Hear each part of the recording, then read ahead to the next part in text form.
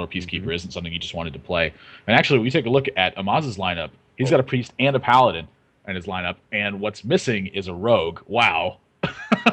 I am stunned Interesting. by that.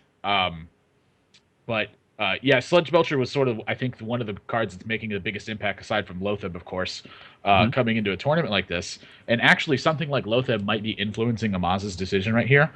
This tells me he anticipates a lot of people playing Lotheb today, possibly in almost every single deck, and as a result, doesn't want to be having anyone leave his Rogue open and then having to play against Lotheb. It's interesting because I've never seen Amaz bring Rogue to a tournament yet. It still is the case. And in a way, Amaz has kind of avoided the class. He's picked up other very unique classes, like Hunter was one of his main classes that he brought to tournaments, whether it was Millennium Cup, whether it was DreamHack. And now he's bringing Paladin, which is really unique, but unfortunately we won't be able to see it this series. We still have his Priest, though, and his Priest has been seeing lots of tweaks. We've been seeing teams like Cloud9 even experiment with Priest a little bit. Nimsh was going to bring it to Deck Wars. I heard he was also playing it at the Prismatic Cup, but I didn't get the full deck lists. Amaz, in the meantime, maybe he's kind of taken that idea and integrated it with how it's supposed to function. Meanwhile, Firebat is going to be also playing Hunter, which received that web spinner card this past week. A lot of players seem a little divided on its usefulness, but they kind of agreed that some of these Naxxramas cards do improve the consistency of Hunter a little bit with Haunted Creeper. Maybe they play Web Spinner, maybe they don't, but in the end, they kind of agree that Hunter is still pretty viable at the moment. I definitely think so with this ban system. Yeah, I think the ban system is what really makes a lot of these classes viable. I think it's hard to find a tournament where you find both Paladin and Priest in someone's lineup. But if there's one you Right? can find it, Oh, it's this man. kind of tournament because your opponent can ban the deck that it's weak, that I think both of those are weakest to, which is Miracle Rogue. And at the same time, that brings back things like mid-range Hunter. There's a lot of mid-range style decks that aren't playable because of how much pressure Miracle can put on a deck with something like Gadgets and Auctioneer into Preparation Sap. That can just absolutely cripple certain kinds of archetypes, and that's not going to be happening when you can ban Miracle Rogue from your opponent. So you're seeing a lot of still top tier decks, but you're also seeing some ingenuity among these players as well. All right, well, it's time to begin and find out what's going to happen with WCNA qualifiers game number 1 between Amaz and Firebat. Let's jump into the board and see what classes are being chosen and who's going to be able to strike first blood against their opponent. Keep in mind, guys, that this is on a 10-minute delay, so as much as these are games that are as live can be. Some people kind of wonder if it's pre-recorded and whatnot. These games are fresh, they're relevant. We're going to see new decks, and I'm excited, man. Yeah, I mean, 10-minute delay I think is totally reasonable. I would like to have a larger delay, honestly, but yeah, it's just not the nature of the beast. Wow, he is playing Web Spinner. Nature of a beast. Well, speaking of a cool beast, it's Web Spinner. Oh my gosh, I love this card. The more I play with it, and I think I converted Nimsh while playing with it yesterday. I was laddering a little bit. Now the season's kind of reset, which there is a funny story about the ending of the season for me, Admirable, but we can talk about it later. Web Spinner was hilarious. I've got everything from angry chickens to Raynad type of plays with Tundra Rhino, right? Just all of a sudden getting a Tundra Rhino and making big plays with it. It's really cool, and it messes with your opponent's mind like no other. Like, how are you supposed to kind of account for playing around everything when Web Spinner is kind of the definition of having to play around everything? So at one point, you have intel that your opponent won't have, and it's really cool and a unique card. I love it. Yeah, that's sort of what makes it so interesting to me is that a lot of plays that you'll make in a game rely on being able to accurately identify what your opponent's range is going into their turn. So studying deck lists, understanding the players, what they tend to play, that sort of thing really comes into account. But when your opponent's drawing a random beast, that doesn't happen. So, sometimes it will come to bite them when they draw something like Angry Chicken. But sometimes they'll draw Stampeding Kodo, and you're like, I don't know how to even account for this, because this literally could have been any beast that in the game that he wants to play. So Yeah, this is kind of exciting, actually. I'm highly anticipating. It's gonna make the game super fun. At least for one person, maybe not Amaz, if he's the one going up against it. It's already still kind of tough. I don't know if Naxxramas has changed this matchup a lot, the mid-range slower Hunter versus Handlock, which Handlock can struggle with a ton because as soon as they kind of burst through, with initial damage, even if you set up your taunts, they have things like Kill Command to finish the game. From your experience in the past week or so, do you feel like, the matchup got better at all even if they play things like Sludges or Lotheb, or do you still feel like it's about the same? Well, I think Sludge Belcher is another one of those cards that does really well in Handlock. It's something it was missing was just a really strong turn 5 play. It has really good turn 4s between Azure Drake and Mountain Giant a lot of times, but the 5, I mean, its strong 5 was basically Faceless Manipulator, whatever my 4 was. So if your 4 got dealt with, or if you just didn't have one, your 5 was one of the weakest turns that the deck had. So adding something like Sludge Belcher can really help counteract that. But I don't know how well it fights against something like Hunter. Hunter is traditionally pretty poor for handlocks because of how much value Hunter's Mark gives you and because of the leniency they have to be able to wait because they're typically not under very much pressure. And in this game, we're kind of seeing that same thing happen where he's not really too worried about what his opponent's going to do, and he can just take his time and chip away until he gets a big hand set up, which he already has because he has 2 Hunter's Marks. But he's also got Starving Buzzard Unleash, so in case the Handlock's board gets out of control, he's got cleanup at pretty much every different angle he can attack from right now. Very important to note, Amaz does have that 4-drop. Ken followed up with the Soulfire, which I kind of imagine that you don't want to take bad trades early on with Hunter, and you do want to kind of limit the damage of what they can do. He does lose the Nerubian Egg, which is also an interesting tech choice, just because I think it fits really well with Handlock, but some people kind of divide on it because you can't really put all of those new cards in with Nerubian Egg, with Sludge, with Lotheb, without making some big sacrifices. So I wonder if he's playing cards like the Sludge in the Handlock here.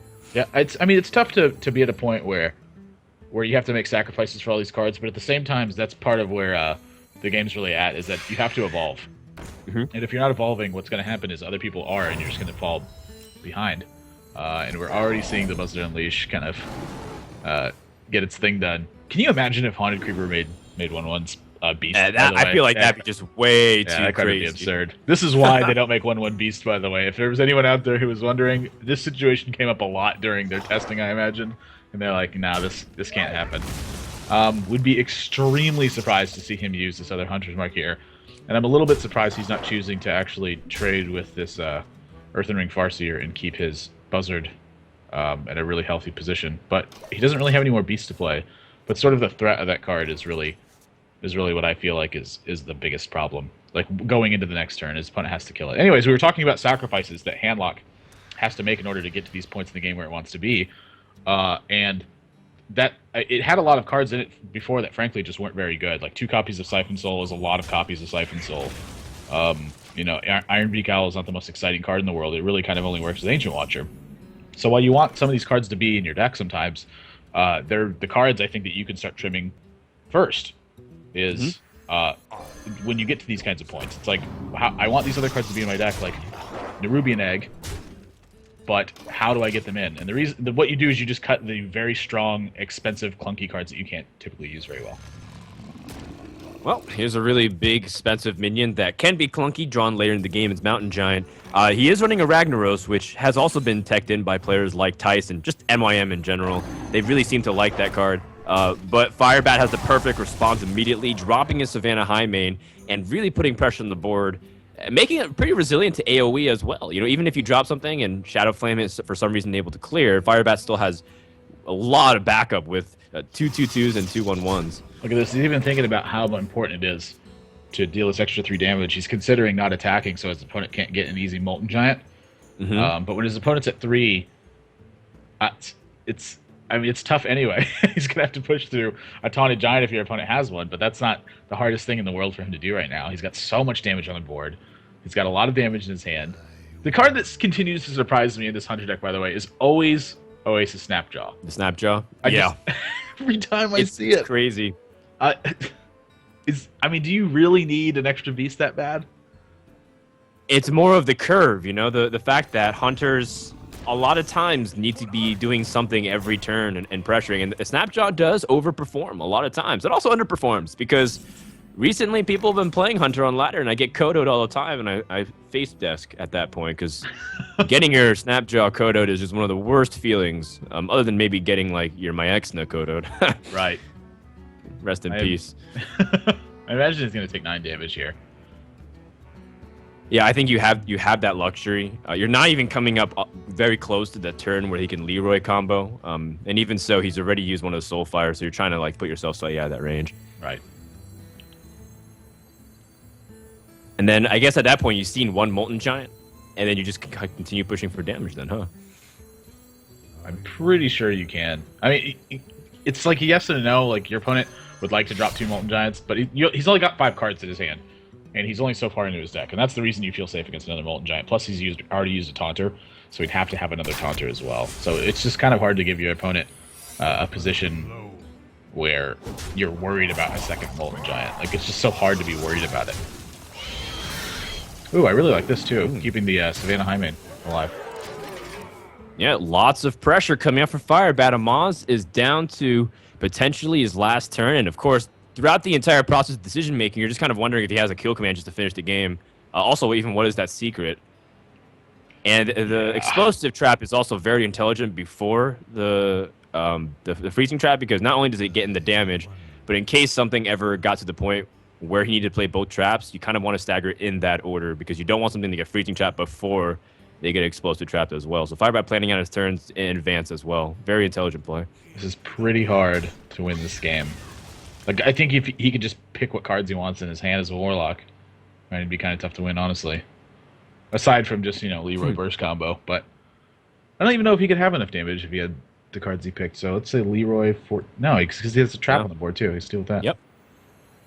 Exactly. And as much as he can stall for time with this sludge, the overall big picture is that Amaz is down to his last 5 health, and his opponent can always hero power for 2. Yep. So you're just kind of worried whether or not he can get through, and the exact case is that he can. All right, so Firebat needs to get through this taunt some capacity. Sludge is really annoying for that respect. Oh, low tab. But I don't know if he can actually kill him this turn. This turn, no, but he can cripple him, which is pretty bad enough. Oh, man. All his spells costing 5 more. I don't know how he's going to be able to deal with this. Maz is going to go down to 1 health, potentially. Or 2 health, rather.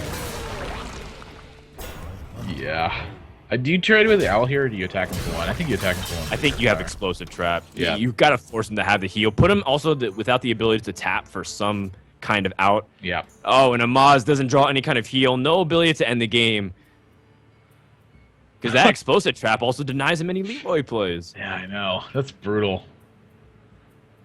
This is just one of those games, though, where Hunter has a very strong matchup versus Handlock. It's just sort of the nature of the matchup when you have 2 copies of Hunter's Mark and a hero power that's dealing 2 damage against your opponent's hero power, which deals themselves 2 damage. Sure. Really Number 2, we are ready for the mulligan screen. So let's jump straight to it and find out what Amaz has planned. He is going to go with his Priest, his Golden Priest, and he does get cards that he needs to start off early game with the Injured Blade Master and Power Word Shield, but he would love to have started on the coin as well. Yeah, I think in this matchup, when you're in the Priest spot, you want the coin. And I think you want the coin simply because you get an extra spot on your mulligan. I don't really think it's as much about the coin as it is about the information and being able to mulligan to the right cards consistently. Yeah, I think so. I think it also synergizes well with Pyromancer, and in the back of the mind, Amaz always has those abilities to board clear very effectively. He's going to go for a complete swap and see what he gets. So Amaz has a game plan. He knows his deck much better. Oh, too bad he got Circle of Healing after he got Injured Blade Master. He could be thinking it's a little too slow and he needs faster action. Ooh, this is a talk bad about hand. being slow. I'm not exactly sure how Amaz is going to be able to start off this game. His opponent seems to have a pretty stable start with a very good turns 2 to 4. Yeah, turn 2 Animal Companion, followed by turn 3 Animal Companion. It's pretty good. And when you're in Amaz's spot, you've got your best friend on the left side of your hand, but 2 Holy Novas right from the get-go. That is, that's not a good hand to have. I wonder what he was so mulliganing so hard for. This is probably one of the slowest starts I've ever seen Amaz have with Priest, and that's always one of those 1 out of 5 games, or even more often, maybe 1 out of 4 games, where you're playing as the Priest, and sometimes you just absolutely can do nothing. You just have to pass, and you're at the mercy of your opponent. Yeah, Priest is a very reactive class, in my experience man. with it. Oh my gosh, he makes Huffer right out the gate, too. And Amaz does not have a Smite. Ugh. But he picks up at least something to do in this turn with Farseer, so at least there's that. It's better than nothing. If his opponent has an Eagle Horn bow, though, how sad are you? Pretty sad. There's a lot of things that Firebat can have here that aren't very good for him, honestly. Well, we'll see what he rolls with the second Animal Companion. Maybe another 4-attack creature like Misha, and that could spell disaster for Amaz. Well, he needs to consider. At least I think freezing trap is at least a consideration. Oh, that's actually I think one of the worst ones he could make because it opens him to Shadow or Death. Yeah, exactly. I don't know if you death here or not, but now the option's available. Well, Amaz picks up Thought Steal off the top, which can be really good. Sometimes you pick up like a flare against the hunter for your secret, so you can eliminate it. Sometimes you pick up something really efficient to take out the highway, like maybe a hunter's mark or whatnot. So he's going to drop immediately. He gets Unleash the Hounds and Freezing Trap. Wow. Huh. All right. That's we'll weird. see how he's able to kind of put it to use. Amaz is one of these guys who's able to figure out puzzles of how to utilize opponent's cards very effectively, but those don't jump off the screen immediately of their practicality. Not quite yet. I see Unleash the Hounds potentially being valuable later on. But, of course, at the moment, it's pretty bad. Your opponent's got a 7 health and a 4 health minion on the board. Unleash the Hounds is not going to be getting it done. Nope, but he does have Injured Blade Master. So he's staying in this game. That's really the important part. He's not out of it. He's starting to stabilize. These Holy Novas might come into effect here. But I'm surprised he's not further behind, given how terrible his start's been. I mean, he still hasn't played a card from his opening hand. Well, he's been living off the top of his deck, with Thought Steals, with the Farseer, with the Injured Blade Master. So I guess it only got better from that point on, right? Unless if he drew like into his 6 drops into like Holy Fire, that could have just been straight up game because he would have no response until turn 5 or 6. But now Firebat still has to deal with the fact that a trap's been played. Most likely it's Freezing Trap. And how is he going to respond to this? I wonder if he has Flare in his deck. Like, if he doesn't have a copy of Flare, he's got to pop this trap now. Like, there's no option to waiting. You have to do something about the trap. And either way, you're giving up a lot of position. Most likely, you're giving up something like Hunter's Mark as well. You have to kind of deal with it early. Pave the way for your Savannah Highmane to be effective the following turn. And this is definitely the right choice. You don't want to lead off with the Oasis Snapjaw and be in a position where you have to kind of give up the board and use a Hunter Mark. So in this respect, at least he's able to kind of put down the Hunter's Mark effectively. That's a really risky attack because what if that just happens to be, like maybe he knows there's only one explosive trap in the deck, and that's I guess it has to be Freezing Trap if he only has one explosive trap, so it makes the attack with the Leok not that bad. But if that's explosive trap, he just suicided the Leok into a 4/7. Huh. Yeah, that's a good point. Right. It's like, I don't know. So I think it's a pretty telltale sign that he's got 2 copies of Freezing Trap and 1 copy of Explosive Trap in the deck. Yeah. It's good intel, definitely. And, Amaz does have that Unleash the Hounds utilized pretty intelligently and immediately just starts going to work on the board. Unfortunately, he still has to deal with a Savannah Highmane that's coming out, but he does have that Shadow Word Death.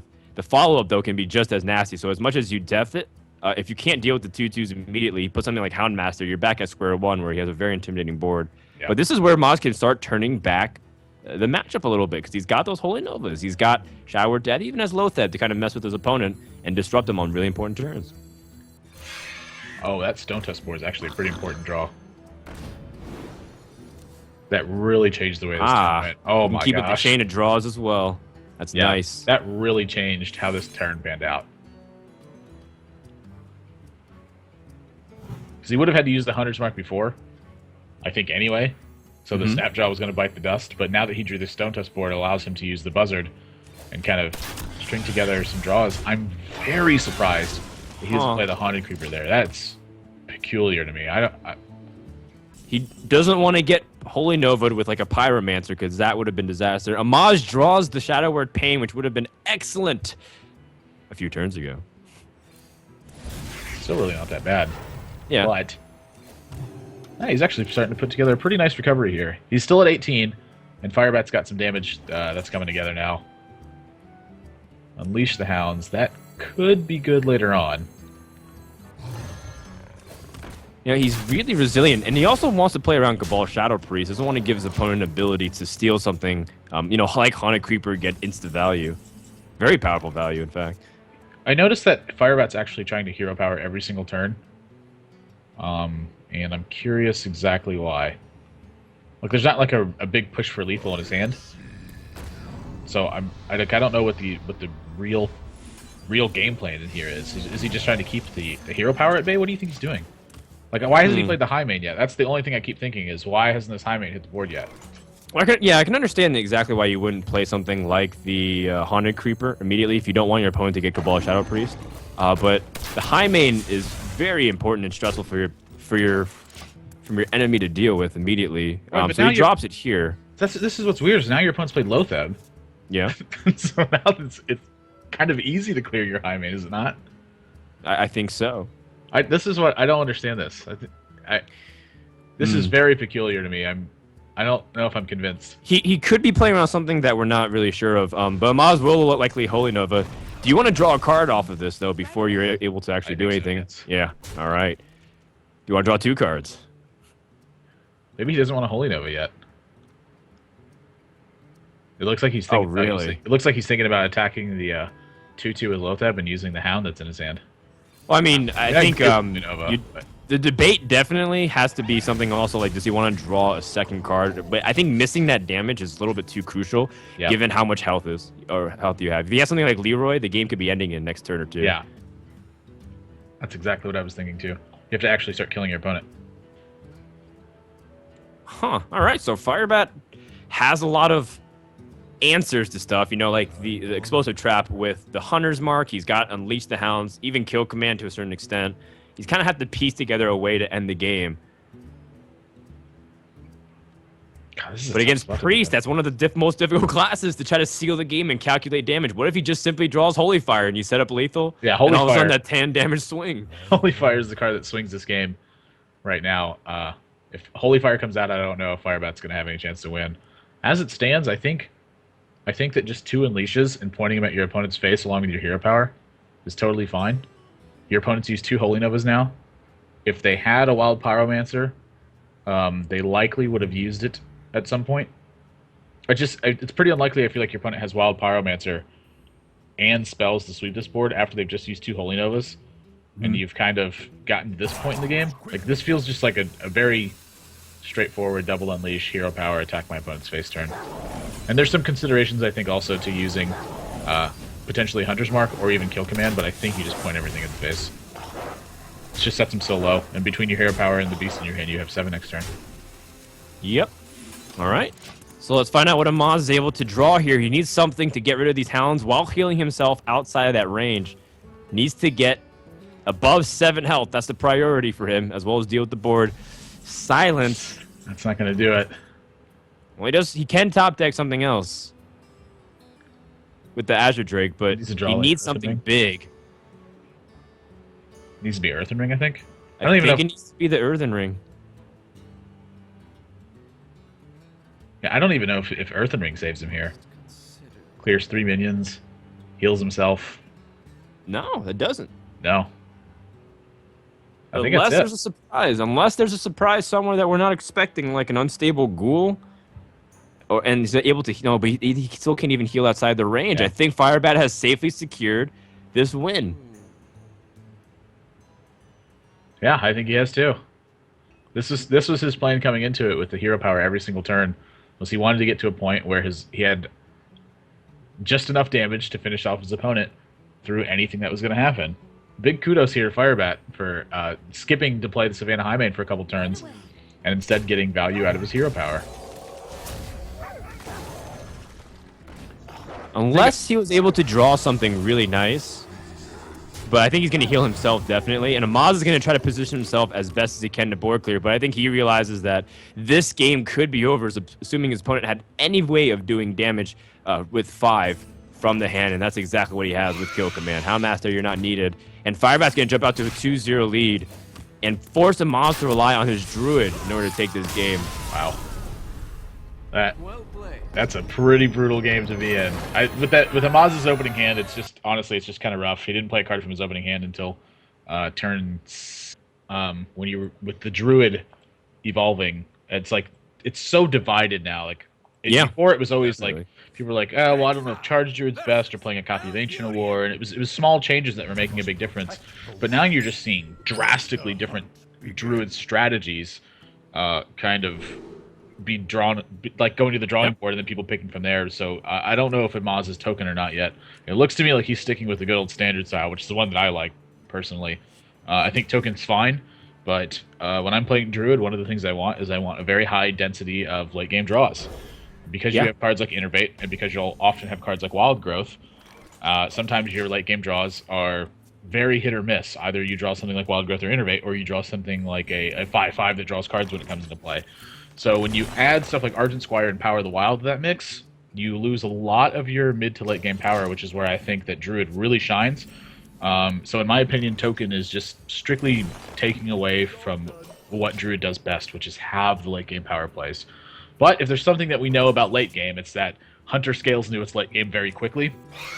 And because of that, it's hard to take advantage of your late game when Hunter's pressuring you so much more early on. And even when you look at this hand, Amaz has had a Wild Growth, which is going to help keep him in this game, but Firebat's got 2 copies of Savannah Highmane already, and that's one of the biggest problems for Druid to deal with. Interestingly enough, if that becomes the case where Amaz feels like his opponent might be holding something, you can even smack down Lotheb and disrupt a coin, right? The coin would cost 5 mana, which would be such a reverse anti-tempo thing of what the coin represents. It's supposed to be able to squeeze out something a little bit earlier, but congratulations, you just lost 4 mana. Yeah. Speaking of losing some mana, Leok is going to make sure that Firebat loses some here, because it's not the one he wanted right now. Yeah, and he's able to kind of safely plop down this Drake. Oh, well, he's going to swipe instead then. Yep. Immediately deal with all kinds of threats. All right, fair enough, fair enough. It's costing even more mana than the original 3. Yeah. Because now it's costing I think that's intelligent, too. as well. If he has Houndmaster or something, you kind of don't give him any opportunity to collect value. Right. So a pretty strong start from both of these players. Amaz is going to end up with initiative here. Honestly, I would like to see Amaz play Lotheb right here, too. And one of the reasons why is because your opponent's moving into their coin turn. So if they coin a Savannah Highmane on 5, right, that's where they can pick the game back up. So he can take that play away from his opponent. And then it also shuts out Freezing Trap this way. It limits your opponent basically to playing something like Oasis Snapjaw. Like, they can't play any trap. If he has it. Right. I mean, like, Lotheb, I think, is just very easily the play here. It stings to see that. It does. And I think this is also one of those situations where Lotheb is so relative in terms of how you actually choose to play it. And I think with this coin Savannah Highmane, Amaz realizes he probably should be throwing out his Lotheb. We obviously know that was the optimal play, but it's not so clear cut. Ooh, but he top decks a keeper, which is important to have a response to the Highmane. But when there's back-to-back Highmanes coming out and you don't have an immediate way to smack down the first one, it's still going to be really tough to kind of fight back from that position. Yeah, this is tough. This is another tough turn, too, is because the keeper here is strong, but it's not quite getting the job done. Like, this Savannah Highmane's still sticking around unless he wants a hero power, which is what he's going to do. Gosh, this whole game would have been different if he used Lotheb instead. It's hard to even tell what would have happened, but he does have Ragnaros, so Ragnaros can help get him out. Maz is always playing with Ragnaros. Is this real? That's exactly, I mean, that's what he wants. Ragnaros in every deck. Now, why do you play Miracle Rogue? You can't play Ragnaros and Miracle Rogue. He is going to YOLO it, too. Oh, my gosh, Senor Del Fuego. This is a big hit, by the way. He needs it to hit this Highmane. And he snipes it. Very nice. Now, both Highmanes have been dealt with, which is one of the tougher cards that Druid has to deal with this matchup. Not to mention that the following turn, he also has Spell Power Swipe to potentially clean up wherever comes up on the board. Yep. Savannah Highmane is definitely one of the biggest hills for this deck to climb, and he's kind of done it at this point. There's still a lot of damage on the board that he needs to deal with, but as you said, he's got Spell Power Swipe, which is a really big turn for him. And then even once his board's been clear and he gets a Spell Power Swipe down, he can Lotheb to shut his opponent out from using a big Starving Buzzard turn, if that was in his range. So he's kind of shutting down everything that's coming through here. Huh. So this attack is going to end up being really good for Amaz, I think. I think this 4/4 is going into the Keeper of the Grove, and I think there's 2 more points of damage going in the face. The Spell Power Swipe's going to clean up the board. He's going to be left with Ragnaros. That's what I see happening. But he's also really considering killing this Ragnaros. His instinct, for whatever reason, was to kill this Keeper. I actually didn't even see that kill command in his hand. Now that I see the kill command, that's really scary. I don't know why he's not killing the Ragnaros. Oh, geez. Well, I mean, you load up the targets. You have Leroy. Is there a Oh, way to jeez. kill up next turn? If you had Leroy kill command, that's 11. Is he just plus going for weapon, lethal? 14. Yeah, this is a setup for lethal, assuming his opponent wasn't able to deal with it. Yep. Oh, my But- gosh. And he picks up Force Nature, too. Even Yep. so, he does have an innervate, so he can also combo big things with his Ancient of Lore if it draws something nice. Ancient of Lore into a Lotheb is so devastating for your opponent because there's 10 damage. Now he has to deal with a Ragnaros, and he lost his immediate way to deal with it. He might have to use something big like his Leroy. This is bad news for Firebat. I think that I don't know if disrespecting Ragnaros is the right play here. Honestly, I think that's going to end up costing him a lot of ground in this game. I also don't know what to think about freezing before explosive. I think generally in almost every scenario, explosive before freezing is superior, so that way it's not triggered by something like Force of Nature.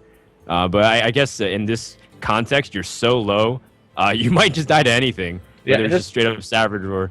In this one spot, freezing first matters, because if Azure Drake runs in, it'll get freezing trapped, and then the explosive trap will sit there. And then afterwards, Force of Nature combo will get disrupted by explosive trap. So that's the reasoning for that specific order. Fair enough, fair enough. Okay, so the freezing trap does proc. And from this point wait, what? Okay, so that's exactly what I thought first. I was like, oh, Admirable's about to school me on the game and teach me something. And then this happens. I was like, I thought that in every respect, the explosive trap triggers anyways. Does it Because really it says work whenever that way? your hero's attacked. Huh. I didn't know that. Anyways, the game's gonna end. Well, this game was ended. That was a mistake from Firebat, but I don't think it immediately. He had a way to kill the following turn with Leroy kill command and his weapon and what he had on the board. So Firebat positioned himself to hopefully be able to end the series. But I think with that kind of lead, you can take those bets. You're up 2-0. I think you're comfortable with it. You still have Shaman, which is great against what Druids normally able to throw out, especially if they have things like Cairn. You just hex it and immediately gain so much tempo from it that oftentimes Druid can't really come back from something that devastating. Yeah, I mean, there is a lot to be said about setting yourself up for lethal too, because part of going into these turns where you're making these risky plays is your opponent does have to have a perfect range to be able to counter what you're doing. So if Amaz's range in that spot is just a bunch of strong minions, Firebat actually just kills them. So it's like a lot of it's about interpretation and stuff too, but it's like more. It's tough to weigh because your opponent's drawn so many cards and you're so late into the game that there's a lot of things in his range that counter it too. Like it's not just spell power swipe in that instance. Like Force of Nature Savage Roar can counter it. Even if your opponent just has like Wrath and a charge minion, they're able to start pushing back through your board. So just a lot of little things like that come into account. And when you're in doubt, you should just push for lethal. You shouldn't play safe when you're in doubt like that. You should just kind of go for the win. You'll learn the lessons afterwards. But you can never fault someone for trying to push for lethal because it's always a good spot to be in. Completely agree. Now, Firebat does have really interesting cards right off the bat. He does have the Haunted Creeper, which we've been seeing for the past couple of weeks. Be very versatile with things like Flame Tongue Totem and give you board presence. But also the Sludge Belcher. That's a card I didn't exactly piece 2-2 with Shaman, right? What do you think about that? I think that it's another one of those cards that works really well. Like Shaman's only 5 was Azure Drake. And while Azure Drake's really nice, sometimes you need a bit more defense on the board. So this is kind of giving them more of that defensive stance that they want a lot of times and preventing them from being pushed out of the game really early. All right, sure. All right, coming up on important turns for Amaz. He kind of wants to continue following up with this Harvest Golem. He coined it out, but now he doesn't have a direct response to it. I guess he's just going to have to hero power this down. Yeah, not really much else to do here. Yeah, His it's not a very sexy heavy at this play. point. Now he does have Faceless, and he does have those Ancients, so it feels like he might be running that ramp with just kind of that one copy of the combo and try to play it a little bit slower, but you still have the ability to burst. It seems kind of right up Amaz's alley. In fact, I feel like it's very similar to the deck that he ran at IEM Shenzhen. The only thing kind of missing from this are the Mark of the Wilds. They kind of combine with the Faceless, because we did see that Ancient of War. So maybe Amaz does have that, and he's running something that he kind of knows. We also saw Mark of the Wild, and he mulliganed it in this opening hand. Oh, that's right. Okay, so it is very similar to that. Okay. Yeah. My mistake. He likes this tried and true ramp deck, and I can't blame him either. Again, it's just one of the things I like about Druid is you can fill your deck with such a strong draw density that if you keep parity with your opponent going into the late game, you just have a huge advantage because you just have better 7 and 8 mana cards than they do. Like, what decks can afford to play that many 7 and 8 mana cards? Not many. Frankly, yeah, right. There just frankly isn't that many, but Druid's one of them because of cards like Innervate and Wild Growth. Yeah, in a way, it's so funny that when I was talking to Strife was like, "Oh man, Druid's so honest. You have to kind of play the way you have." And I'm like, Innervate is anything but honest. Allows you to get away with so much. Whoa, what are you talking about? Innervate's a totally fine card. They're imbalanced. Everyone should be able to load them, and then they can't do anything. Hey, right? Look, anyone can Innervate. All right, all they have to do is play Druid. We don't need Druid to get nerfed. Why would you want to do that to my favorite class? Wow, this turn 5, by the way. This is how much Nax is impacting the format, by the way. It's just a few cards that we've seen come into it, but Firebat's got 3 Nax cards in his hand. And which one do you play? Take 3 different approaches to how you want to pan out the next couple of turns. Sludge is definitely more defensive. Nerubian Egg is a board development, and really making yourself resilient further to that AoE. And he also does have that Rock Biter, so that way he has a way to activate the egg. If you kind of don't play the egg here and you play your other 5 drops, it's going to get increasingly more difficult to play it safely. So he's going to opt for this immediately. Oh, okay. Well, he's going to use his Rock Biter. It makes sense. Take out the threat. Yeah, I was just about to mention that, excuse me. It's hard for him to save the Rock Biter here because he's staring down the 4-2. So the 4-2 is just going to be putting a lot of pressure on his board. So sure. I think what's happening is his 5-drop was consisting of no matter what Rock Biter, and he just didn't really have anything else to do, so he might as well use Nerubian Egg. Fair enough. Does top deck a Fire Elemental, but he does have that Hex to kind of immediately deal with that Druid the Claw. Hex is kind of presenting the same issue, by the way, which is he doesn't really drop anything on the board if he chooses to Hex. He's going to go with I think that's too intimidating. He doesn't have a way to answer it immediately with something like Fire Elemental. Yep. There's nothing wrong with having to totem a bunch.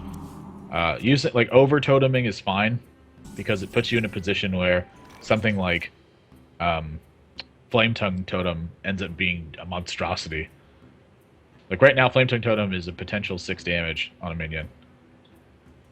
Oh man. Straight away. It is so much value, and that makes it really scary for something like Ancient of War. Because Ancient of War has a lot of health, and you're kind of happy he uses Hex. But if he drops Flame Tongue Totem, then all of a sudden, he trades exactly what he wants. Very low-cost minion totems, and takes out a big one. So Amaz has to kind of be planning out his next couple of turns on how he wants to set this up, so that way he can pave the way for a very effective Ancient of War. Yep, I agree. This is a tough turn, too. None of his plays are very effective right now. Yep. I guess you silence the egg. And then 1 damage to the face. Like, that's not the most exciting turn 6. 2-4, go. And I think this is going to enable the Fire Elemental to come out as well.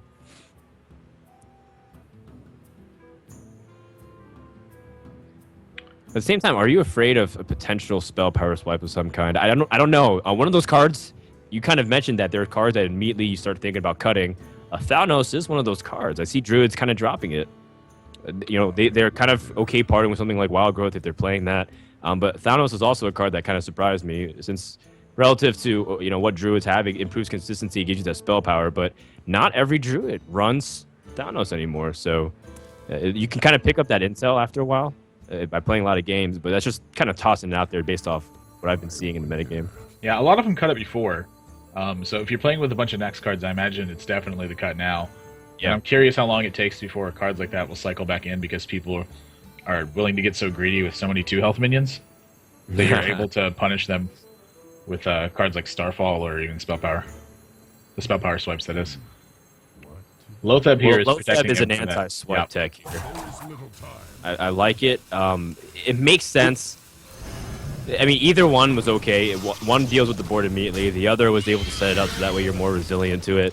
But swipe is going to pick up a lot of value here.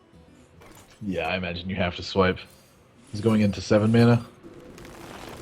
Yeah, so draw the card first, just in case anything changes. Doubt anything can. Oh, those are 2 really bad draws right now.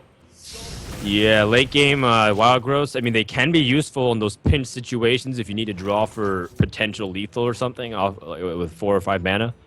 But in this scenario, Maz can't really utilize that, so they're sitting dead for all intents and purposes. But at least he's able to deal with a big threat like Fire Elemental pretty effectively.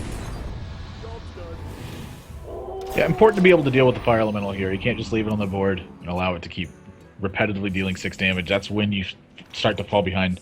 Shaman is when they start getting value out of their minions. It's like a lot of times they're expending everything trading with you turn after turn. So the first turn they get to actually put damage into your face is where they start to take control of the game. Because then they're able to use a removal spell and then continue developing their board. Cairn here, by the way, looks like a really good draw if you're in Amaz's spot, but he's very worried about something like Earthshock or a second Hex. And his opponent's only got 2 cards in his hand. We know he has one, but this is the difference he's debating between. And honestly, he doesn't have time to bait out another Earthshock or Hex. He's just kind of got to go for it. He's already getting so low, and his opponent's got such a huge board. Yeah. Like, what can he do? Well, exactly. I think he's staring at the opportunity where Shaman can pick up insane value. He's really trying to play around any kind of last removal, so that way he can get optimal value. It's much easier to even draw another Innervate and faceless the Cairn, so that way it's difficult to deal with. So he's going to get rid of the more expensive minion of mana cost. And also Cairn is a little bit more versatile and flexible than Ancient of War. Ancient of War is a little bit clunkier in that respect. It's just kind of a big sponge, which absorbed the biggest of sponges, which is Hex. Now Amaz is kind of like wondering what the last card is, but still, I think he has to kind of deal with the fact that he has a huge board to deal with. He needs a spell power right away. Oh, Lotheb's not it.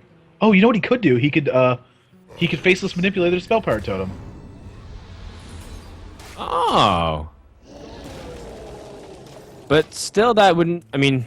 Oh, his opponent had an unbound elemental. No, yeah. I didn't see that. I thought that was. What did I think that was? The screen's blurry. It's hard for me to see it. I'm gonna be. No, I understand what you mean. That was a creative play, though. If he was able to kind of piece that together. But instead, he's going to use his removal on that unbound immediately, and that top deck into the Fire Elemental was huge. That is a really big draw right now. Yeah. I don't really know if he needed it, but it's certainly going to help seal this game up. I think so, because now Amaz can't really take a turn to develop, and this could be his last turn, because he did use his swipe, which is a convenient way to kind of remove most of the board. These totems haven't really been coming much into play. It's just really the fact that this board has never been pat down by the Druid. This is exactly what this matchup is about. If you're the Shaman players, establishing something using cheap removal like Hex to kind of continue to build up your board presence. And this is where Strifeco says Druid's honest, right? Because you can't actually just flip the board on its head unless you play something like Poison Seeds with Starfall. That's like the only way I feel like Maz could have 2-comboed his way out of here. Yep. And there's the desperation move. And the bad news will ensue. Sludge Belcher just stuck on the hand, by the way. He's just watching from the sidelines.